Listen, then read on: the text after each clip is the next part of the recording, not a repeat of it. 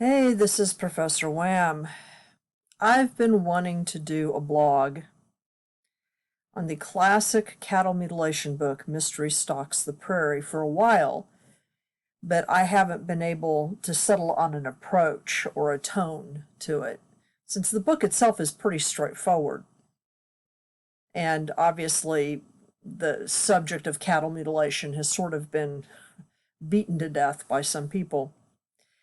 But those questions were solved for me by the latest series of Earthfiles podcasts, which are still ongoing as of the recording of this, in which Linda Moulton Howe returns to the singular topic of her métier. And she has been doing this since January began. And I will include links to those podcasts below because they do contain some interesting information.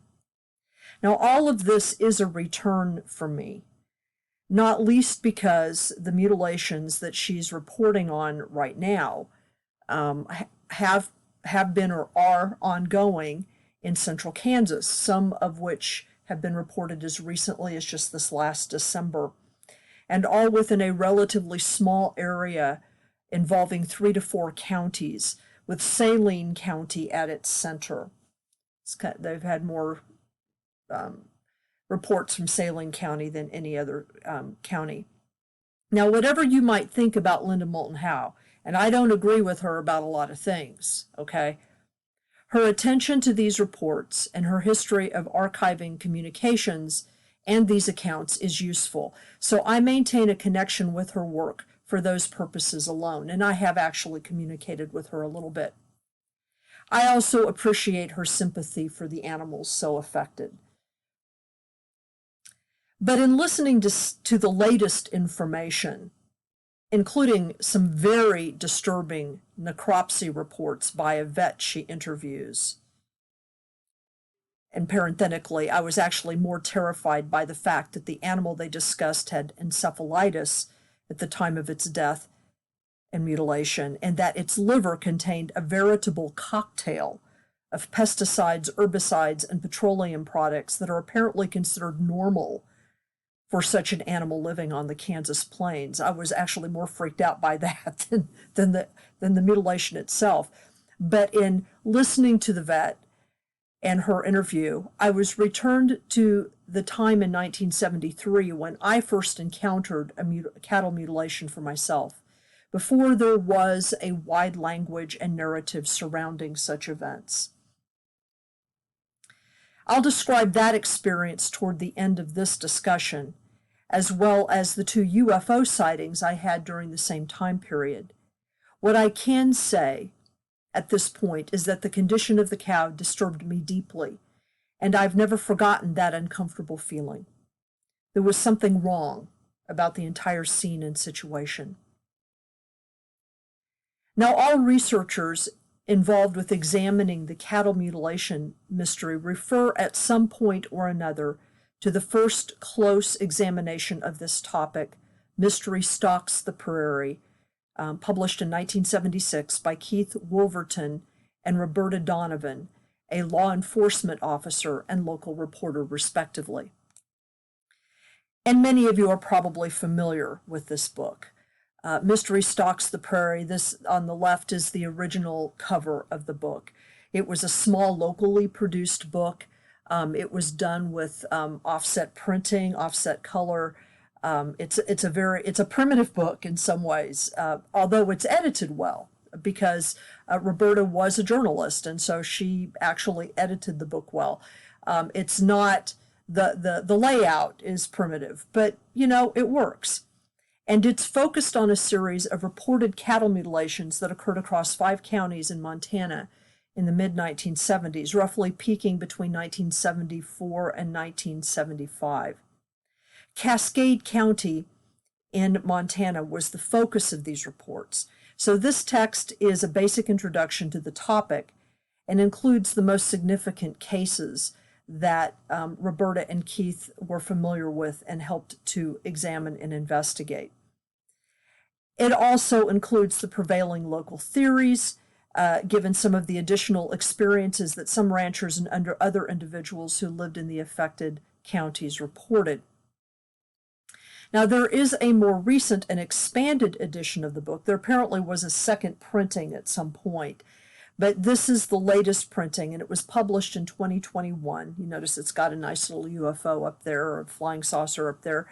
It includes a new introduction and a transcript of a YouTube roundtable that was conducted with Wolverton, other principals of the initial investigations, and investigators in 2016. The original text of Mystery Stalks the Prairie is included in this second edition. The only unfortunate aspect of the new edition is that all the animal photos are reproduced in black and white, whereas in the original edition of the book they are in color, albeit of an offset variety. The color photos do have a kind of shock value in that you get more of a sense of what the rancher or farmer actually saw and why it was kind of shocking. Now, while there isn't a great deal of new information in the expanded edition, one does get to know Keith Wolverton a little better. Roberta passed on since in between these publications.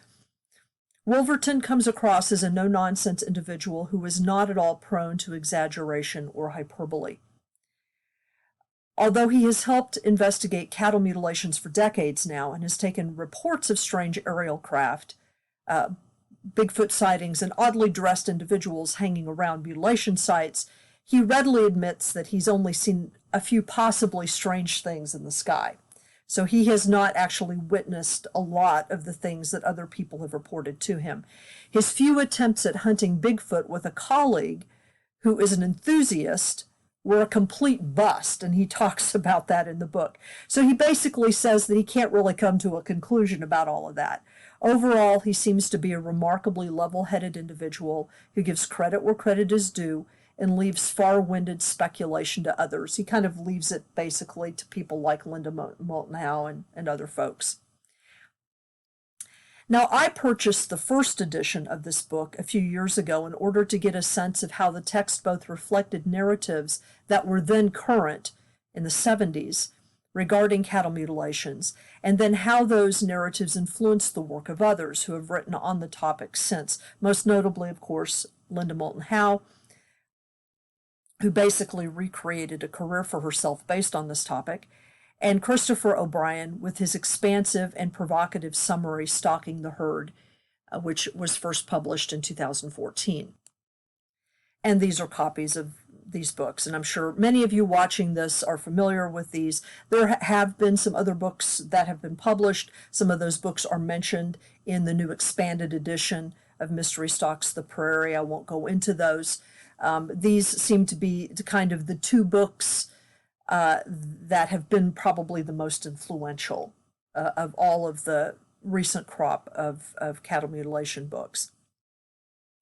Now, I'm not going to be exhaustive about these texts themselves because the mutilation mystery is still that, despite what the FBI concluded and what mainstream media outlets insist. But it's a complicated mystery that doesn't lend itself easily to any particular solution.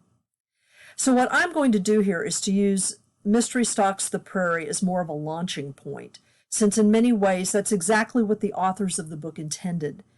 Their goal was modest, despite all the quote-unquote hay, and if there's a pun in there, you can take it, that's been made of these reports. They simply wanted to tell the strange stories of some ranchers who found some of their most valuable cattle dead or dying in very unusual circumstances. Now, we like to use the term high strangeness to talk about events or experiences for which it doesn't appear there are ready explanations. This term is often assumed to mean occurrences that are very dramatic, that grab the attention, that engender surprise. But what one often finds, however, in truly odd occurrences are events or experiences that may not initially startle one, but instead produce a kind of puzzlement, a confusion. Expected patterns don't add up. It's the accumulation of confusing data that builds up over time, which is the actual measure of a mystery like cattle mutilation in the U.S. And that's kind of what Christopher O'Brien gets into. It's part of the reason why some people might find the book sort of frustrating. Unlike Linda Moulton Howe, who is, working towards coming to a conclusion about this, O'Brien is more like, there's all this stuff that's happening with this. What does this mean, right? That's the uncomfortable rub about this.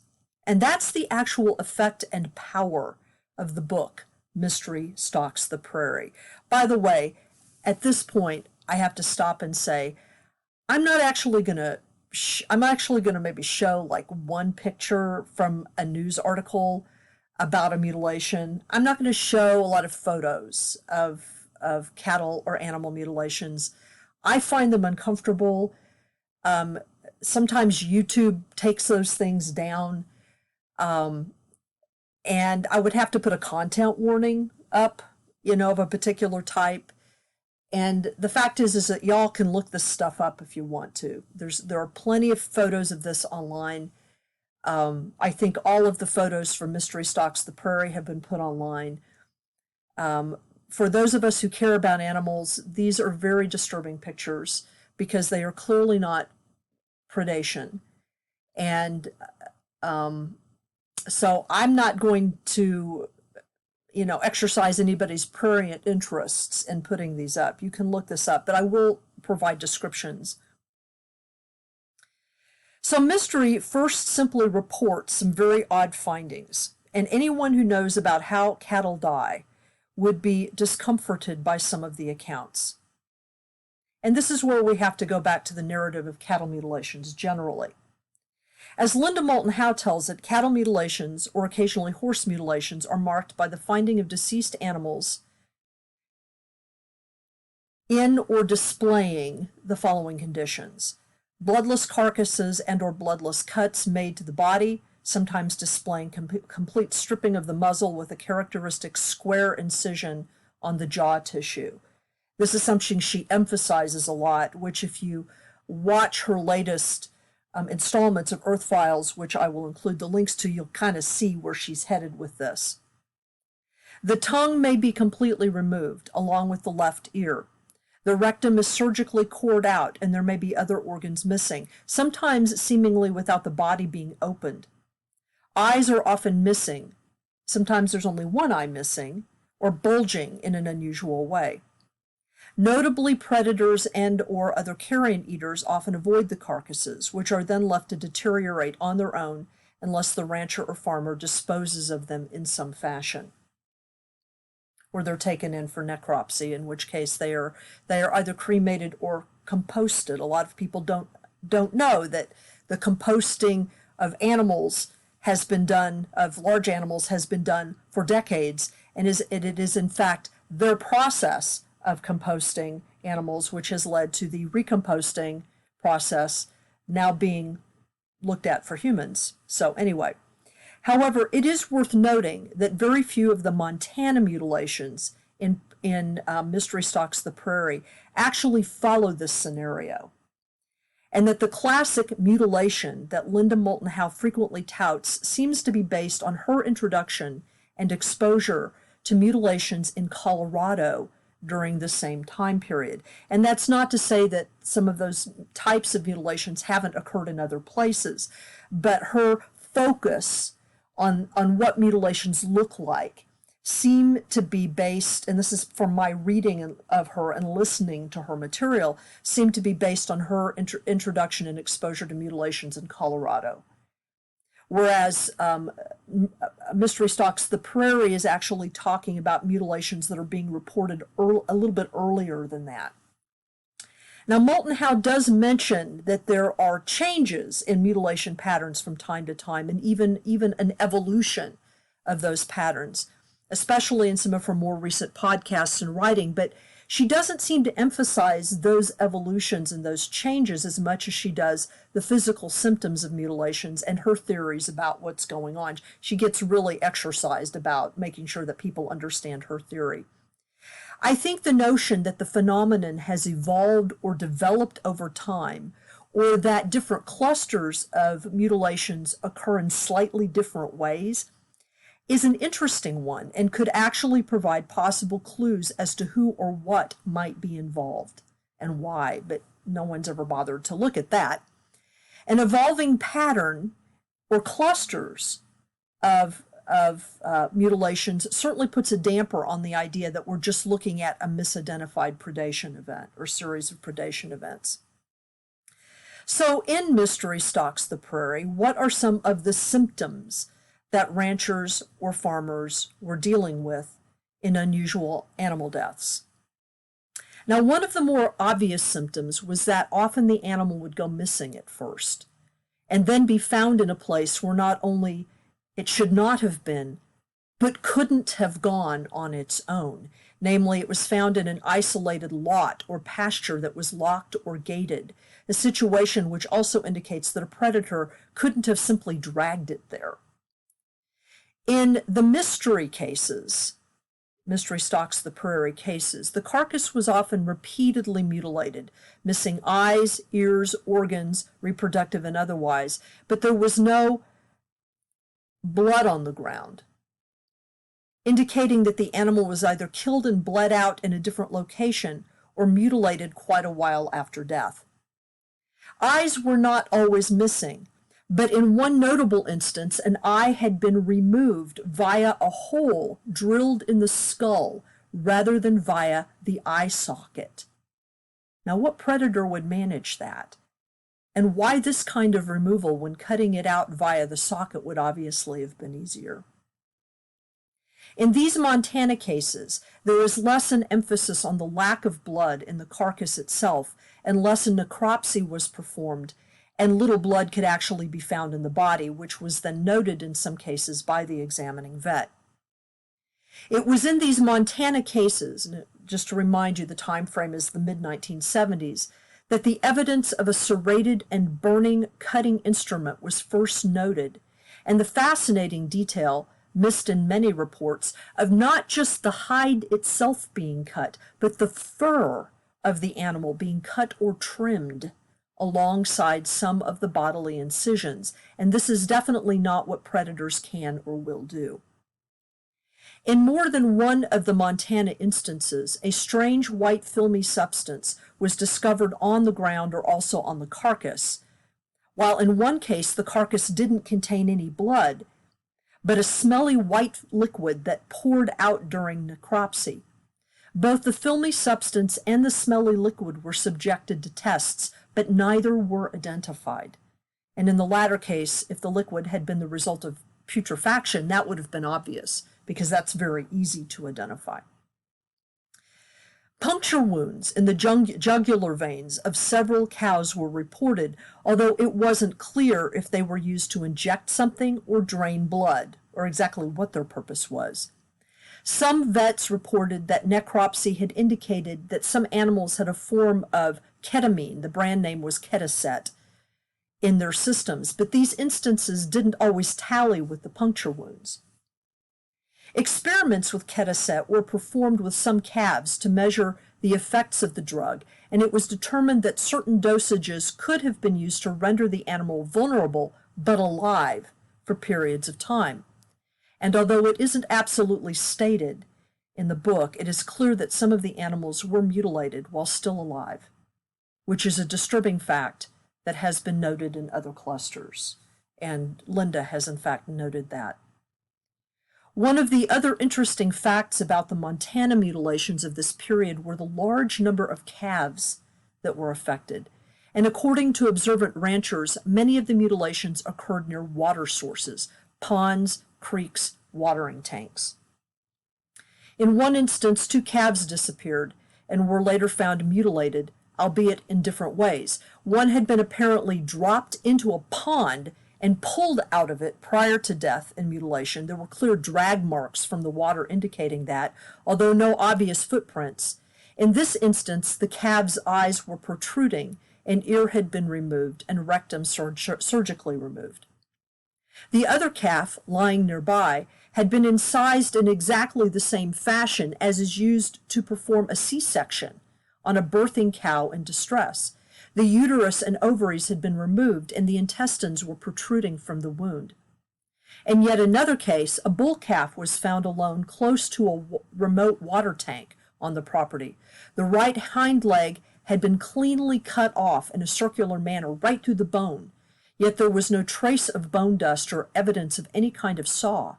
When the rancher turned the calf over, he found that in an internal organ, it doesn't say which one, had been removed and was on the ground, and then the calf had apparently been turned over and laid on top of it, then crushing it. The animal's sex organs were missing completely, except that the scrotal sac had been left in place. In still another odd case, a heifer who had just given birth was found dead and mutilated. Her calf was missing and never located. And finally, another heifer who had given birth was found with two mutilated calves, one of which was newly born and still alive, having had its tongue and part of its lip removed. Poor little creature.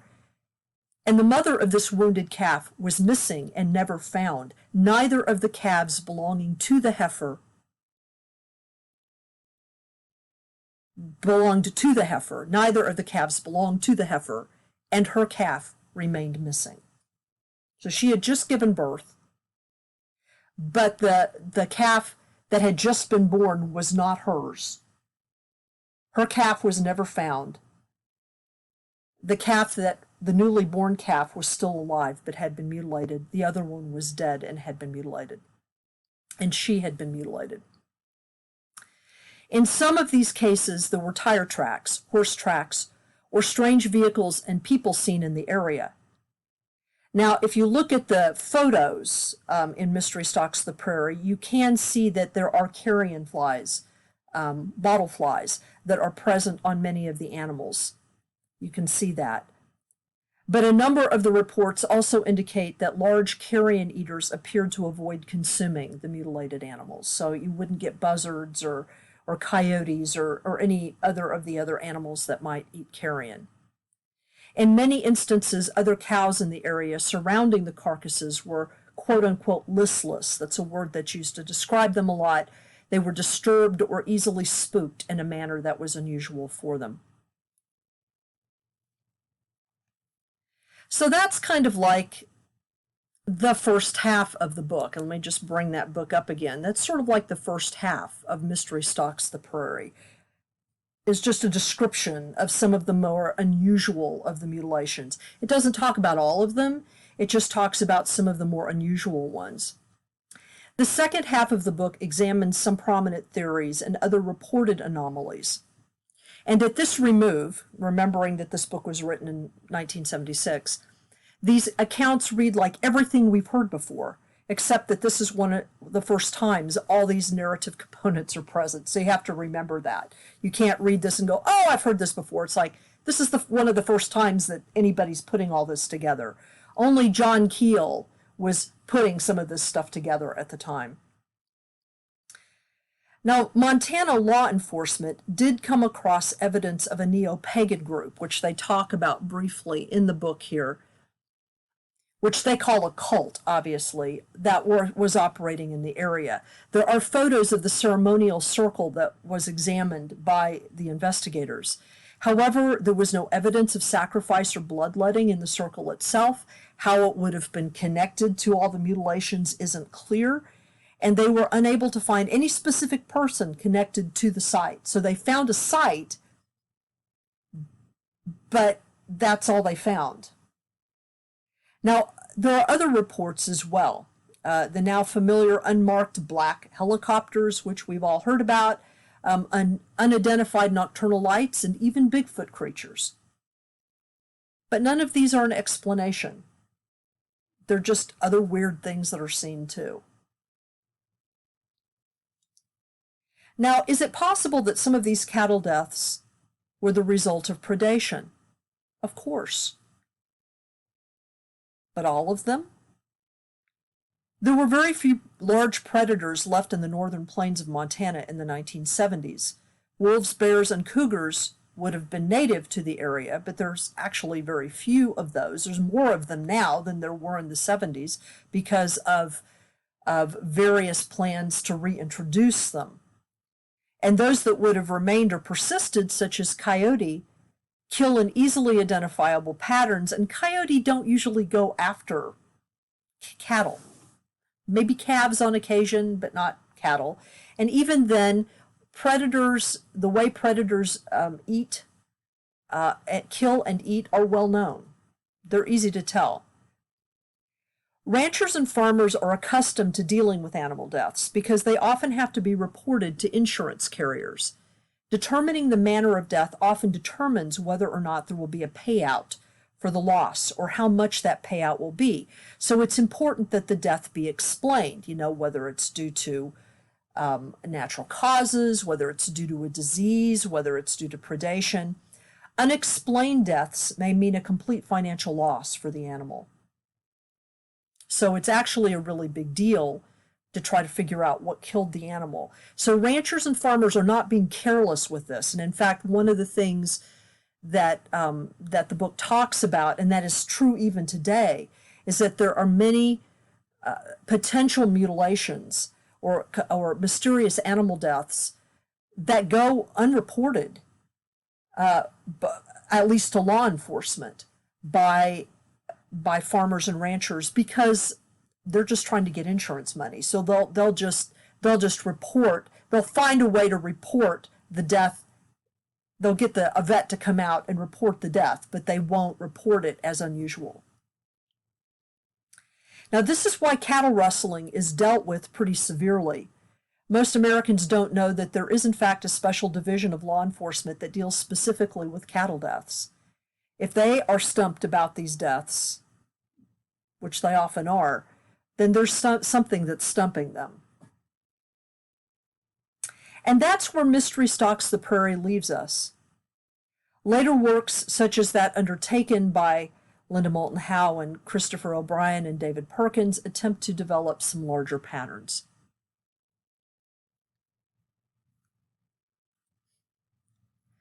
Now, one of these larger patterns is trying to tie mutilations to military installations. When you look at some of the maps that Perkins produces off the cuff, and this is on the left is one of the maps that David Perkins does produce, that is Christopher O'Brien uses in his book, it does appear that there may be a link. And if you look really closely at it, you'll see that he's got N where there's some kind of a nuclear military site, and then there's an M where there's been a mutilation. The problem emerges when one realizes that many mutilations have occurred in areas where there is no clear military deployment, as in recent cases out of Oregon, or you look over to New York and you find that there are several military installations, but no cattle mutilations reported. So it's kind of like, it sort of works in the middle of the country because kind of everything is in the middle of the country. Nuclear stuff and some military installations and cattle mutilations. But if you actually go county by county, it doesn't work. There have also been attempts to link cattle mutilation clusters to areas of radioactive fallout linked to underground testing of nuclear weapons, both for military experimentation and as part of Project Plowshare, that bizarre program which attempted to use nuclear weapons for peaceful means, such as fracking. So what I did was I actually found a map that traces by county where thorium, which is one of the products of nuclear explosions, where thorium has been located by concentration in counties in the United States, and tried to compare them to where cattle mutilations have been found. And what's really weird is that if you look really closely, the places where cattle mutilations have been most frequently reported, for example, up in Montana, in Cascade County, in Alamosa County, in Colorado, these are actually places that have less thorium than more. So it doesn't go county by county at all. Again, one of the things you have to keep in mind is that the middle of the country, the plains, this was seen as a wide open space for all kinds of use. So you're going to have cattle there because there's lots of places to raise cattle, and you're going to have nuclear experimentation there because the spaces are big and wide, and we had this idea in Project Plowshare that it would be easy to do these kinds of experiments, and that there wouldn't be a necessary impact on people or animals or the environment. Now, I even did a careful analysis of the fallout patterns that connected to Plowshare, as I said, and overlaid them. And I found that there was, as I mentioned, an only general correlation that could be due to any number of factors. So that clearly doesn't necessarily mean anything. And in fact, when I looked at Perkins' map and looked at Kansas right in here, he's actually missing several military sites. He includes, I think, only nuclear anti-ballistic sites, but he's actually missing several of them. And there, at least in the 70s, there were mutilations that were occurring all through northeastern Kansas, many more than he mentions here, that were quite distant from anti-ballistic sites. So in other words, it's not a one-to-one comparison. It's not sufficient. I even did an analysis of the possible relationship between fracking and cattle mutilations, and NADA on that score too. And just as an example, this is a PDF that I found that basically looks at the prevalence of different types of fracking wells in Kansas, Kansas has been fracked a lot, and has been fracked actually since the 1860s, which I did not know. Fracking has been going on for a really long time. I had no idea, actually, and I don't think a lot of people do. But Kansas has been fracked a lot, not only for oil, but for natural gas and a couple of other products.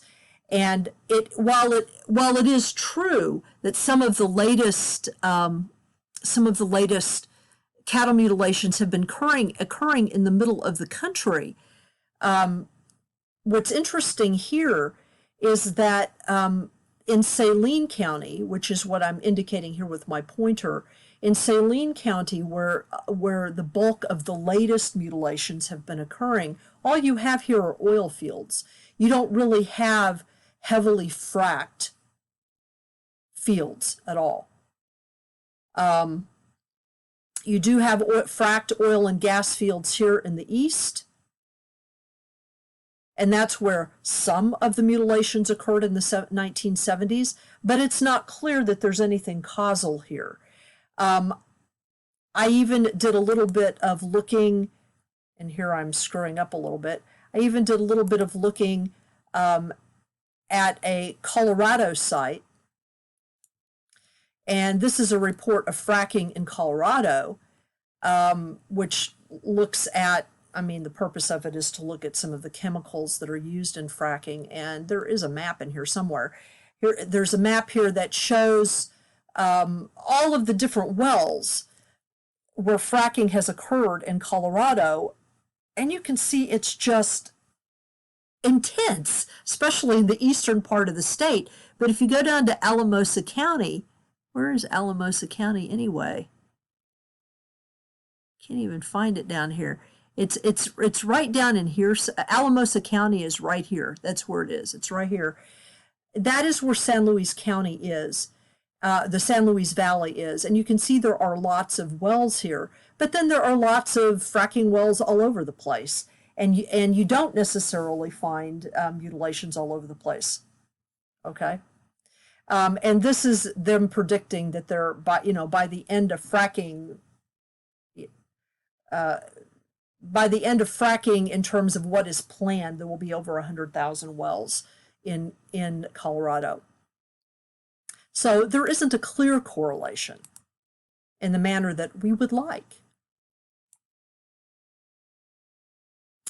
So I did this analysis of fracking and determined that if there was a relationship between fracking and mutilations, then Texas would lead the way in cattle mutilations, which it doesn't, especially because more fracking occurs there than anywhere else, and they have also the largest concentration of cattle there.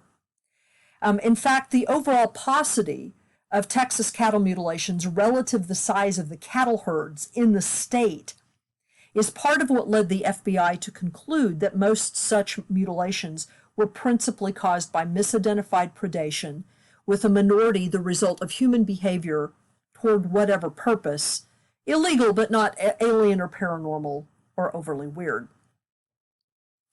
Now, to me, there still remains the question of whether cattle mutilations are actually tied to other types of animal mutilation that are unusual but don't make the news generally because of the kinds of animals involved. Now, fortunately, Linda Moulton Howe does report on some of these other types of animal mutilations because of her affection for animals generally.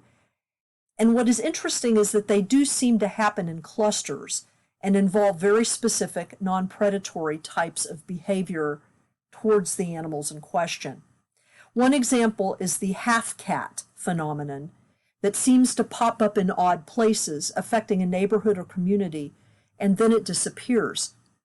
When one actually sees what happens to these animals, it is clearly not normal predation. Animals are cut cleanly in half, organs surgically removed, wounds are often bloodless, and then the halves, or maybe just one half, either the front or the back, are clearly left in places where the animal will be found. And oftentimes there's sort of like an interesting time difference here, where the animal is seen alive, and then maybe only an hour or two later is found in this condition. So whoever or whatever did this had to have done it very quickly. In Montana, there were a few instances where you had a similar kind of time situation, kind of like with Snippy. That's also reported with Snippy, that famous horse mutilation, which gave rise to all of these stories, where a farmer or rancher reported seeing the animal alive, and then a very short time later, the animal was missing or was found dead in the circumstance. And so there's a matter of how quickly can this be done? Something very purposeful had to have occurred. Now, the half-cat phenomenon has happened in various parts of the U.S. over the last several decades. It's also been reported in London, and you know how the UK people feel about their cats, and several locations in Australia and South America. Interestingly, Texas communities have been targets off and on for this half-cat phenomenon for years. Few cattle mutilations, but lots of half-cats. Now, in New York, we have periodic incidences involving rabbits. In several cases I'm aware of, several rabbits, often several at a time, because they'll all be in one cage, have been found in closed, locked cages, completely and cleanly decapitated. In each, the caging material was too small to have permitted anything to reach in and do the act and then retrieve the heads. Like the heads themselves would not be able to get through whatever the openings in the caging material was, but the heads were gone. There is also a kind of unspoken understanding among many hunters in the Hudson Valley that they may come across deer or other game carcasses that have been mutilated in the same manner as cattle in other places, namely no evidence of predation, surgical serrated cuts, stripped muzzles, organs missing, lack of blood, etc. Bigfoot investigator Gail Beatty and Fortean investigator Bruce Hallenbeck have both encountered such reports themselves, involving the mysterious deaths of deer, wild rabbits, and in one instance, a coyote. Now, what is my interest in all of this? I turned 12 in 1973. My family had moved back to the Midwest after a sojourn in Tennessee, and we were living in Olathe, Kansas, right at what was then the northern edge of town. Much of the surrounding area was still very rural. My family was in turmoil at the time, and eventually my parents would divorce over their part of the conflicts. But what I most remember about that time were three very strange experiences, and I didn't realize the significance of any of them until much, much later. One was my sighting of what I now know is called a pseudostar, and some of you have probably heard me talk about pseudostars in other places.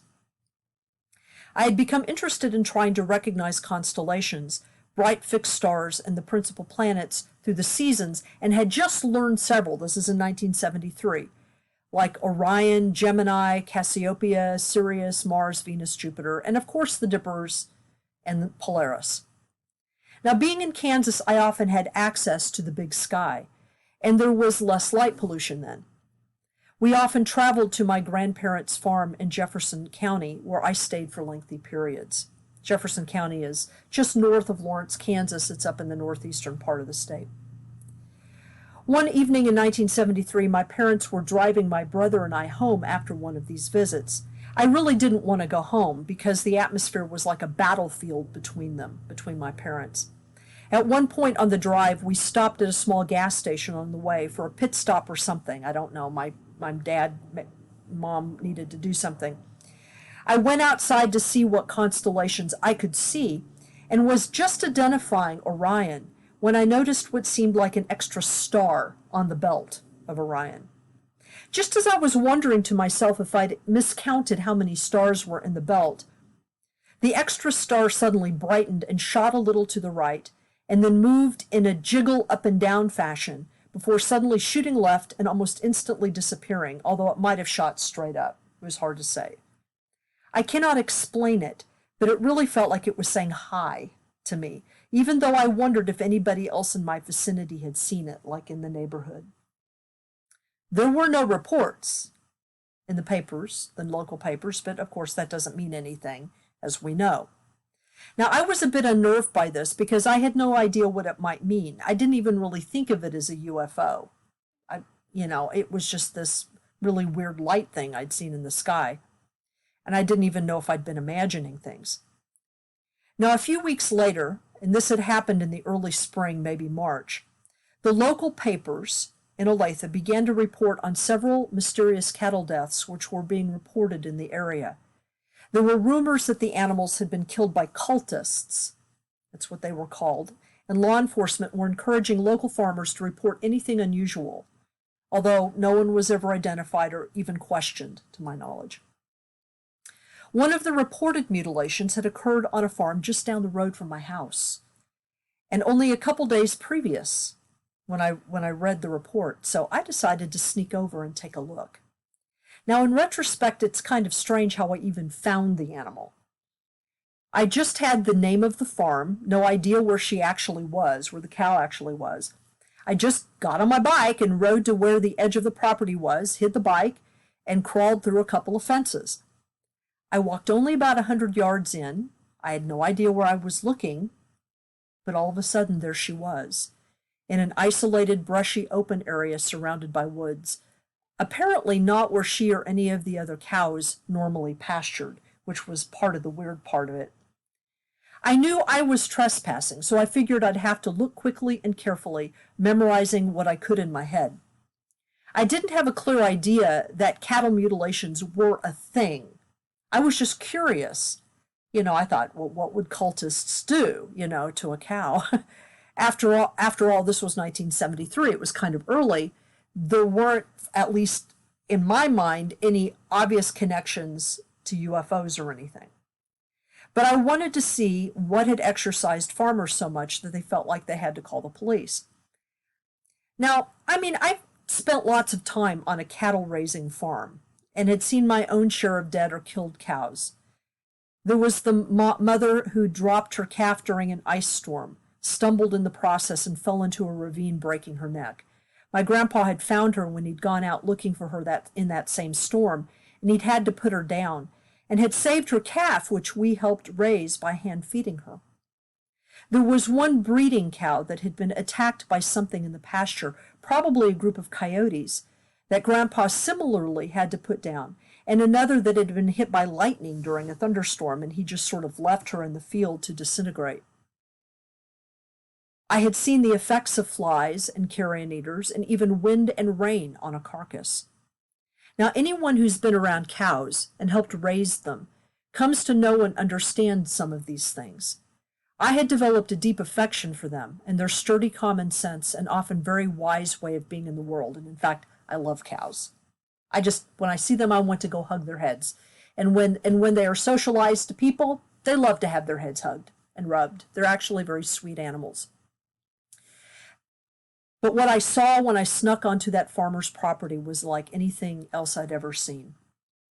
First, the cow was splayed out in a very unnatural fashion, her legs akimbo, as if she had fallen from somewhere and not just simply been taken down or fallen over.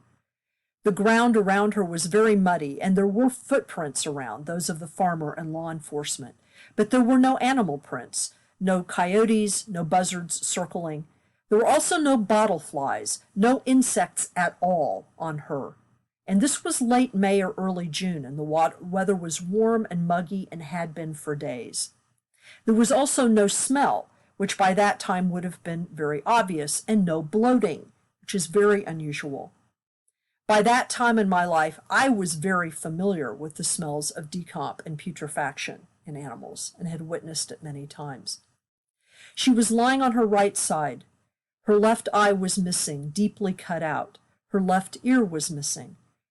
I couldn't tell about her tongue. There was no apparent blood on the ground, which by that time would have been a stinking dark black pool. It would have, in the mud, you would have seen where it was, even though it wouldn't have been red anymore. Her rectum was cored out, and it looked like something had been done to her udder, but she was partially lying on it. Most disturbing to me, though, were two diamond-shaped marks, which had been cut or incised into her exposed side through the hide. The edges were serrated and looked like brands, except that the hide had been removed, as if a hot cookie cutter had burned right through her flesh and removed the chunks. You could see the meat underneath. The lack of flies, the silence of the scene, the whole situation just made my skin crawl. There was something about it that had meaning, other than the simple death of a cow. And I think it's because of that obvious sense of meaning, that sense that the cow has been marked in some way, that has led to all the speculation about what might be going on.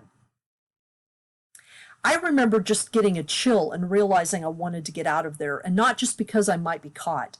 I ran back, got through the fences, jumped on my bike, and rode home as quickly as possible. But I had no idea who had done this to the cow. But it was a who, and it was for some reason. About a week later, I was home alone in the evening and went outside to look at the sunset. And to be honest, I did not originally connect these two experiences until later. We'd had some summer storms, and I knew that the colors would be pretty. I noticed a bright light in the west, and I assumed it was Mercury or one of the other planets. I noticed it was under the clouds and quite closer to me than I'd originally thought. So I saw this bright light, I thought it was a planet, and then I realized it was under the clouds.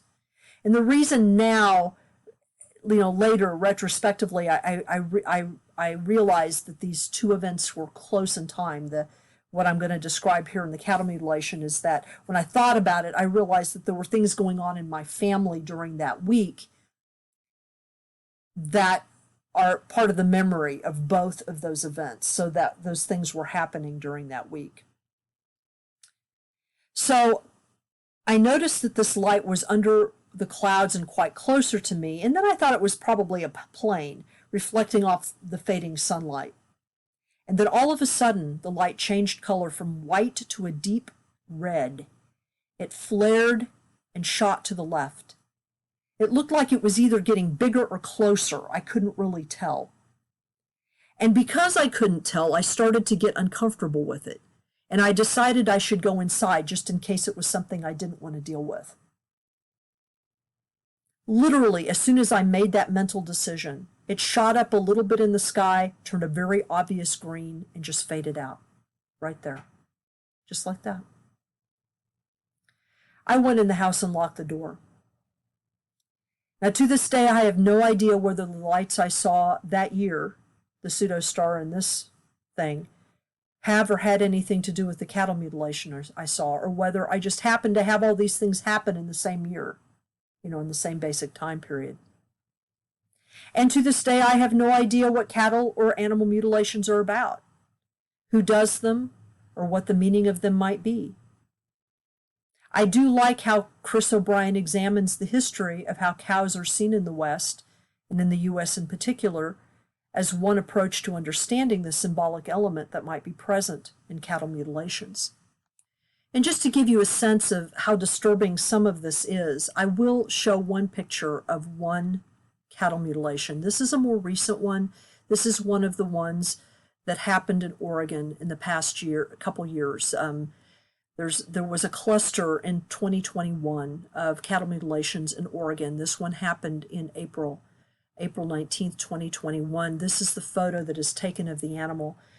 The reason that this is unusual, and I want you to really pay attention to this, is that the animal has been mutilated in the classic way.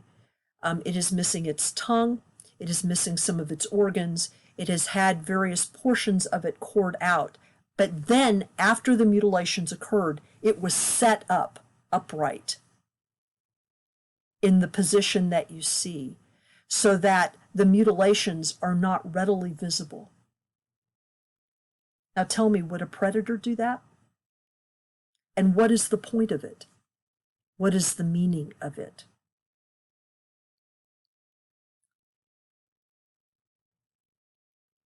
Symbolism aside, cows and other animals are very much living physical creatures that are apparently getting caught up in one way or another with the strange unknown games and narratives that humans and perhaps others play. And of course, this is like one of the memes, cattle mutilations have become sort of a meme, jokes about alien sushi and all that kind of stuff. It does bother me profoundly that animals are sometimes disturbed and harmed by this unknown crap, in the same fashion that we test, consume, and use many of them every day. And no, don't get righteous on me. I haven't eaten beef for over 25 years. I know too much about the beef industry to participate in it any longer, even though I do think small-level local farmers can be very ethical about their meat production.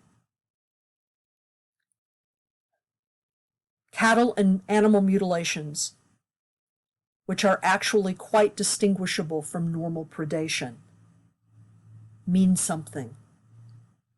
Someday I hope to know what they are all about and who's been doing it.